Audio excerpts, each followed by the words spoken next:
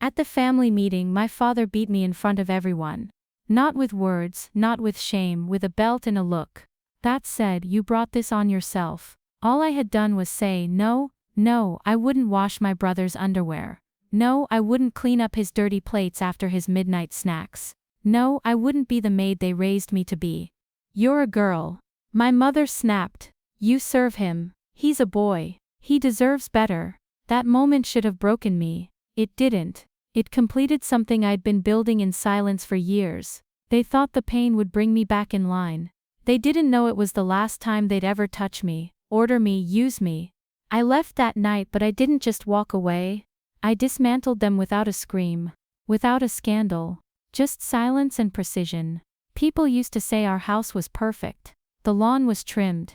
The windows sparkled. My brother's shirts were always crisp. My father's coffee was always hot. They assumed it was my mother's doing.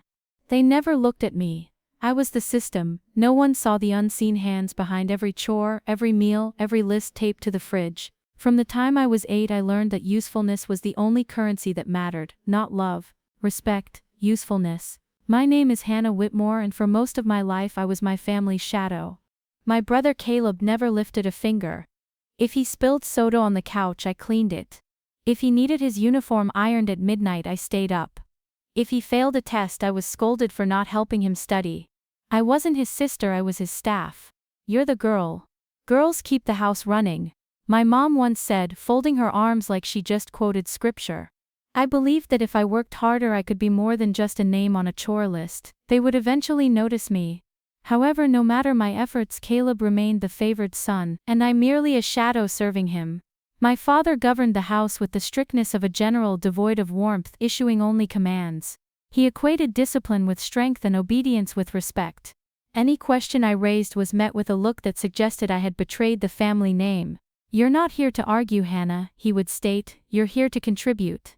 That word contribute became a restraint, signifying not inclusion in the family but rather a demand to silence myself and work even harder.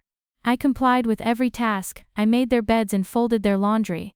I memorized grocery lists, ironed pleats, soaked blood out of Caleb's soccer uniforms. When he got into fights, he never said thank you. He just tossed more clothes on the floor. It was a quiet kind of servitude, the kind that doesn't scream, the kind that just grinds you down until you forget what it feels like to have hands that aren't always holding something for someone else.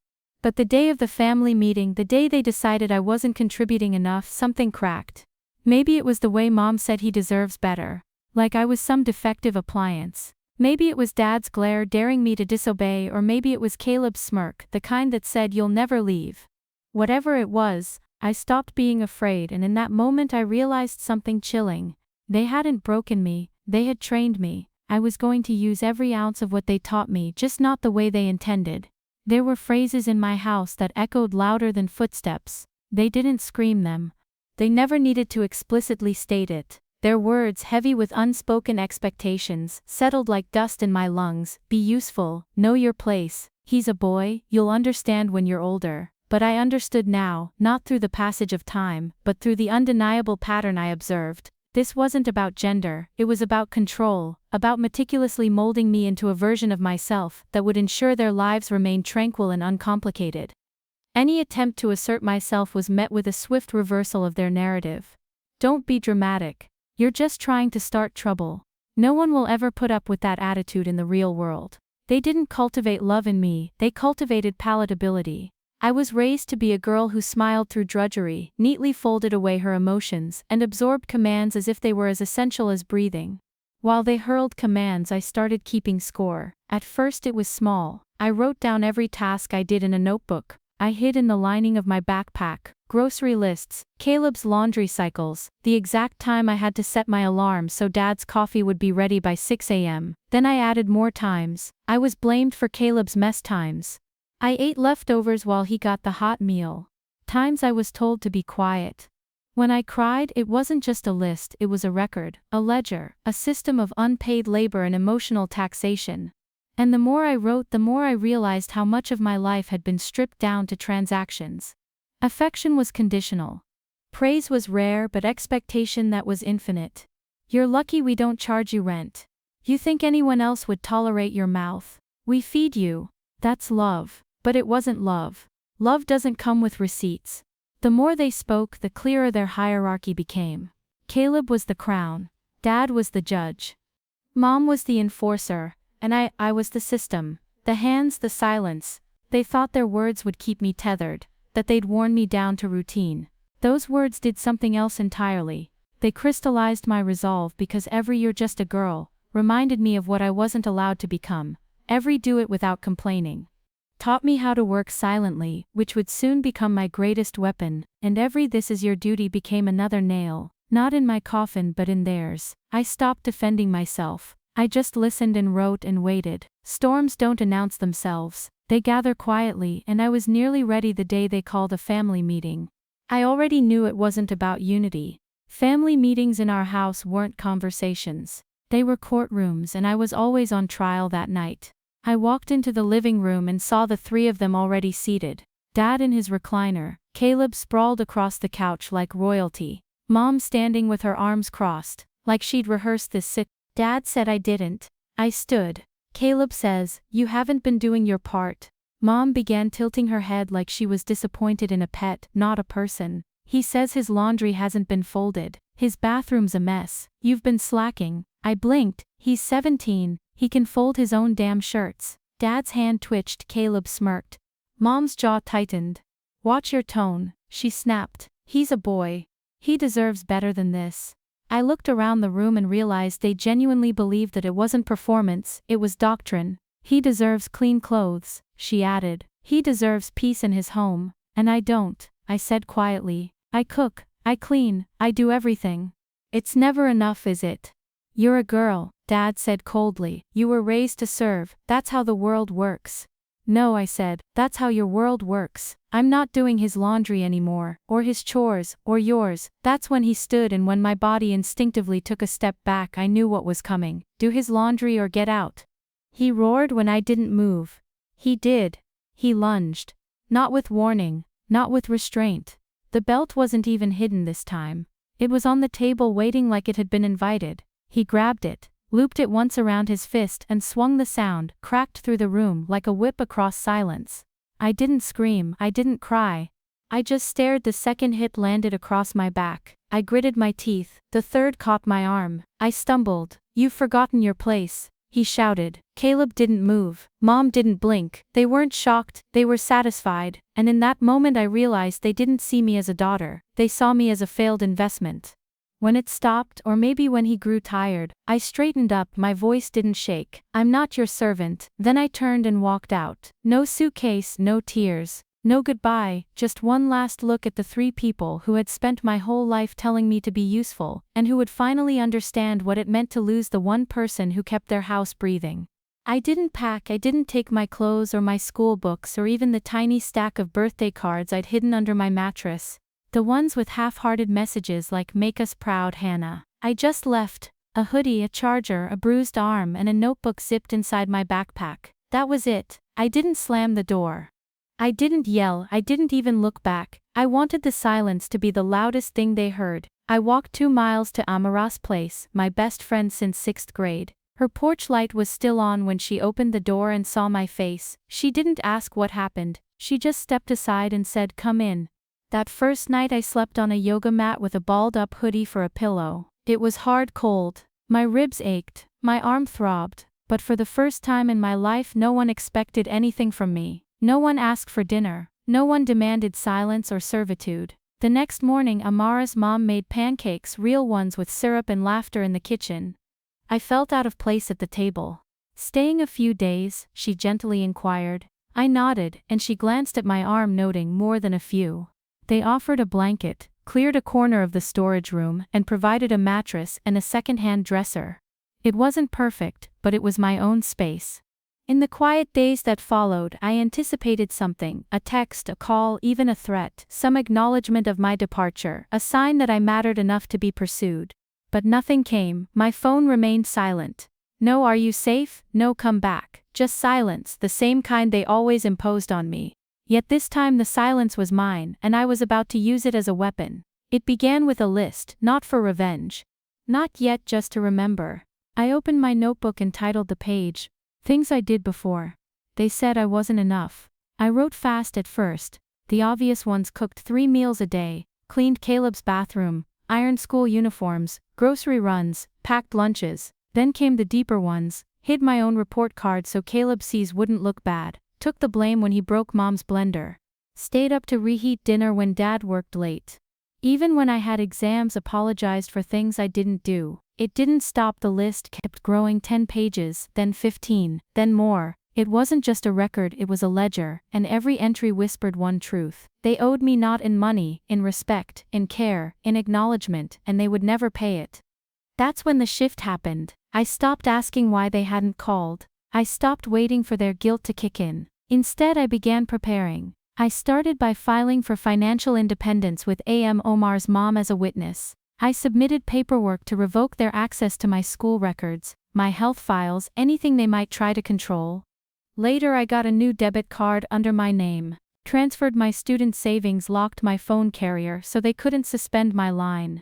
Then I scanned the bruises, not for the police, not yet, just to have. I wasn't planning a scandal. I wasn't writing an expose. I didn't want drama. I wanted clarity. I wanted the next time they looked around their home and wondered why everything felt heavier, colder, quieter, they'd remember me not in anger, not in guilt, in absence, because I wasn't the daughter they lost, I was the heir. They forgot they were breathing, and now they'd have to learn how to suffocate without me.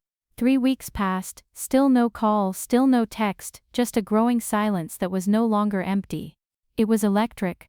Then one morning, while helping Omar's mom carry groceries to the porch, I heard the first crack. Ran into your mom at the store, she said casually. She looked worn out, couldn't lift a gallon of milk without wincing.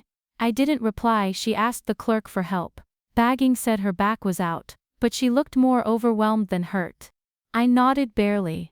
That night, I opened my notebook again, flipped to a fresh page, titled it "What They Lose Without Me." The next day, Amara's cousin Maya, who lived 2 blocks from my old house, sent a picture. Caleb outside the laundromat, his clothes stuffed in a trash bag. He looked confused and furious. A week later, my father showed up late to work.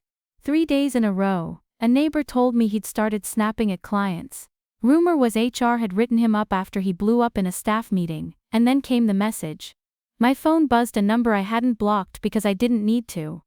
Mom, Caleb has an awards dinner this Friday. None of his suits are ironed. You need to stop being ridiculous and come home. No greeting, no apology, just a demand dressed as an invitation. I didn't answer. 4 days later, another text. Dad, this is childish. No one will tolerate your behavior in the real world. Come home, apologize, and we'll let you earn your place again. Let me earn it. I laughed, a dry, bitter sound. I took screenshots, not for evidence for myself. As a reminder, this is who they are. By then, I'd enrolled in a local community college nursing program, lived full-time in the spare room at Amara's, helped with dinner, took the bus, studied late. It was hard, but it was real, and mine. Meanwhile, back at the Whitmore house, the systems I used to uphold were buckling. Neighbors began whispering. Caleb started skipping school. One teacher emailed the house twice, no reply. My mom asked the church for help with meals, claiming a mobility issue, and yet they still pretended I was just away. They're telling people you left for an internship. Amara said one night that you are pursuing maturity. Funny how they only praised it when it suited their lie. I didn't correct anyone, I just kept building my life. Then I packed a box inside it, all the handwritten chore lists. They used to stick to the fridge, the birthday card where Mom wrote, "We didn't plan for you, but God has a purpose." The broken locket she gave me at 13 with the words, "So you remember we didn't have to keep you." And finally the ledger. I printed it 52 pages bound. It labeled the front "Unpaid Labor." Years 10-17. I taped the box shut. No note, just an address label, no return. I left it on their doorstep at dawn. 2 days later, Maya texted. They didn't come out for hours, then your dad opened the box. He looked pale. Good, I wasn't loud, I wasn't violent, but I was exact. I'd taken everything. They once demanded my labor, my silence, my usefulness, and returned it in the form they feared most: documentation, proof. They never expected me to collect proof of what happens when the backbone of the household walks out and doesn't come back. No headlines, no scandal, just silence sharpened into truth. I moved into a studio apartment 2 blocks from campus. It was small, one window, a creaky floor, a shower that ran either scalding or freezing, but every inch of it was mine. I worked part-time at a local bookstore, studied at night, took nursing classes during the day, packed my own meals, folded my own laundry, 2 loads a week. Quiet, peaceful. Every Friday I lit a candle, not for healing, not for memory, just because I could. No one barked orders, no one slammed doors, no one looked at me like I owed them something just for existing. And still the world didn't collapse. I didn't fall apart, I didn't come crawling home, I thrived. Meanwhile, updates trickled in, not because I asked but because the world is small and pain leaves echoes. A girl from church messaged me. Your dad passed out in the grocery store. They say it was stress. Omar's cousin saw Caleb at a job fair, angry, disheveled, yelling at a volunteer because his resume got wrinkled. My mom had joined an online support group called Parents of Ungrateful Children. She posted threads titled, "When they forget who fed them, they hadn't changed, they just collapsed inward, angry at the vacuum I left behind, but never brave enough to name it, and I no longer needed their shame to define me. I no longer needed their absence to hurt because I had learned something they never taught me. Peace is louder than pain. If you stay quiet long enough to hear it, they say revenge is a fire, but no one talks about the kind that doesn't burn. Mine was cold, controlled, clean. I never screamed at them online, never aired my story in public. Never knocked on the door to say look what you lost, because I didn't need to.